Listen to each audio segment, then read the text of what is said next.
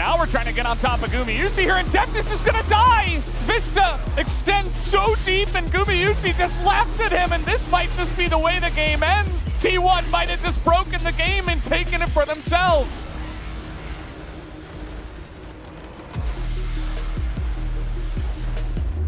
What's up, everyone? I'm Captain Flowers, and I want to welcome you back to the Outplay By play. Last episode, we broke down the young rookie Danny's historical play that sent shockwaves all across the LCS. This week, we're heading back over to Korea, where FAKER and the gang are battling it out for the final LCK group stage spot at Worlds. Let's take a deep dive into the action and see how T1 denied the reverse sweep and trounced Hanwha Life Esports into the play-ins with a 200 IQ bait. To kick things off, both teams played a close back and forth. With emphasis on early aggressive jungle play, it was Hanwha Life Esports who found first blood after Owner was caught with his pants down thanks to a ward placed in the river by Morgan. But just minutes later, with a brawl about to ensue in the bot lane, it's T1 who respond with kills of their own after a clutch TP from FAKER that turned the tides in a 2-for-1. Though what's important to note here is the drafts on both sides. T1 opt for a nearly identical draft in every single game of this series, the quote-unquote perfect comp, as they look to win in the mid to late game through 5v5 team fights with raw damage and strong engage, but are all squishy with the exception of Leona. Hanwha Life Esports, on the other hand, go for a more standard composition with solid engage and peel, as they look to win through a strong laning phase and priority over objectives. Counter picks were also the name of the game, like Orianna, whose agency in lane and scaling properties were the answer to FAKER's insane Azir. Morgan's pocket pick Renekton, with the help of Viego, were looking to shut down Canna's Kennen, who had been terrorizing them up until this point. And shut him down they did, at least in the early game. With Canna's constant pressure in the top lane, Hanwha Life Esports execute a gank that not even El Chapo can escape, sending Chovy, Morgan, and Willer, who work together for the kill. 12 minutes in, we get our first team fight, after Owner once again gets a little too aggressive in the enemy jungle. As Canna's teleport comes in, it all looks great for the side of T1 after Keria finds the engage onto Willer and Chovy. But take a look at Deft, who goes unseen on the other side of the wall. He hits Canna with the Chain of Corruption to instantly root him and prevent any chance of a Slicing Maelstrom follow-up. With the rest of T1 too far away, there's really nothing else they can do. Deft single-handedly wins his team the fight, as Keria is now caught in a no man's land, and the dominoes begin to fall as Hanwha Life Esports come out on top in a 3-for-2. As the game went on, it was T1 who took control of the objectives, securing both Rift Heralds, the Ocean Drake, and destroying 3 towers to the none from Hanwha Life Esports. But with the Infernal Drake around the corner, it's Hanwha Life Esports who finally respond with an answer. As both teams set up around the Dragon Pit, T1 begin chunking down the Drake. However, with no vision beyond the pit wall and a camouflaged Viego, it's Willer who comes in clutch as he struts right in for the cleanest of smite steals before both teams clash and trade 2 kills apiece. And the action doesn't stop there. Just shortly after, Keria, who's lurking in the shadows, lands Solar Flare onto Deft and Zenith Blade onto Chovy to get over the wall. Deft instantly pops Cleanse, then roots Owner with a Chain of Corruption to prevent any chance of a follow-up. Now pay attention to Chovy, who actually hits the blast cone as Keria tries to escape, catapulting him into a dead end with no chance of survival.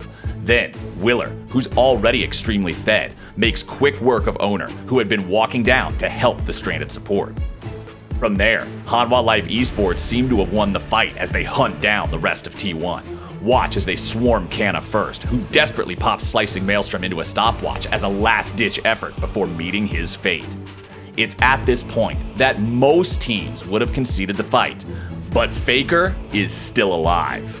And while FAKER go brrrr. Got Mr. 200 years on the opposite side, Gumayusi trying to make it go, but Vista gets it going, and FAKER is trying to 1v4 now, and he will be able to. He's creating the front line for Gumayusi, and he's gonna keep this fight alive.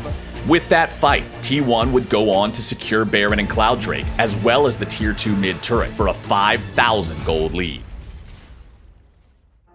But what happens next is a key turning point in the game.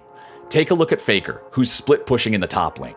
Hanwha Life Esports send 4 players just to kill him. Because of this, the rest of T1 are then able to secure another tier 2 turret and the mid lane inhibitor turret, which becomes pivotal just shortly after. 28 minutes into the game, as both teams set up vision and make their way towards the mid lane, take a look at the most big brain bait that T1 have to offer. Keria, FAKER, and Owner are all positioned near the topside river, and Gumayusi is very clearly alone in the mid lane. But Canna, on the other hand, has made his way into the enemy Raptor pit and goes unseen through the fog of war. Watch Gumayusi, who's the lone man standing, walk towards the bot side river to bait Hanwha Life Esports in for what looks like a free kill. Now take a look at Deft, who places a blue ward to reveal the T180 carry for Vista to engage. But pay attention to the details. Gumayusi and FAKER also follow up with a blue ward of their own so that Canna has vision and can go in for the surprise attack. Then, as Vista flashes for the engage onto Gumayusi, Deft follows up for the kill. But unbeknownst to them, they've walked right into a trap. Watch Canna, who's still hidden by the fog of war, flash over the wall for the peekaboo jump scare to delete Deft with a combo of Lightning Rush, Slicing Maelstrom, Electrical Surge for the CC, Shuriken, and some autos for the kill. From there, it's all downhill for Hanwha Life Esports as T1 begin picking them apart one by one. Gumayusi and Canna turn their sights onto Vista to make quick work of him. At the same time, Keria flashes for the engage with Zenith Blade onto Chovy, who gets eviscerated from the follow-up onslaught of both Owner and FAKER. Willer and Morgan, at this point, are really just screwed, as Morgan is left running for the hills. Willer actually puts up a valiant effort, killing off Keria as he looks for a reset, but is then swarmed by the T1 cavalry, with FAKER delivering the final blow.